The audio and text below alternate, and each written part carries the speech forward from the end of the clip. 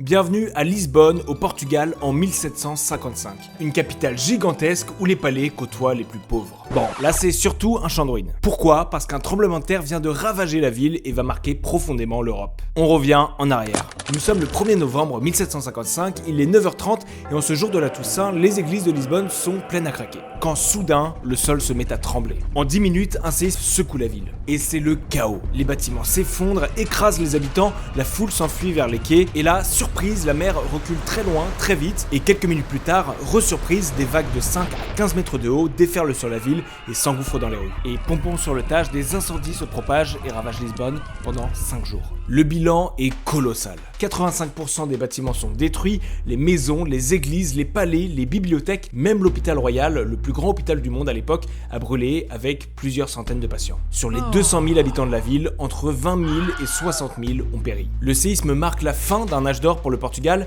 et va en plus provoquer d'importants débats religieux et philosophiques. Pourquoi un si gros séisme s'abat sur un royaume catholique lors d'un jour saint? D'un côté, on a ceux qui soutiennent l'hypothèse divine, de l'autre, on a ceux qui la remettent en question, comme Voltaire, qui va s'inspirer du drame notamment pour écrire Candide. Suite au séisme, des études sont également menées, plus tard elles inspireront même une nouvelle discipline scientifique, la sismologie ou l'étude des séismes. Et voilà ce qui s'est passé au Portugal.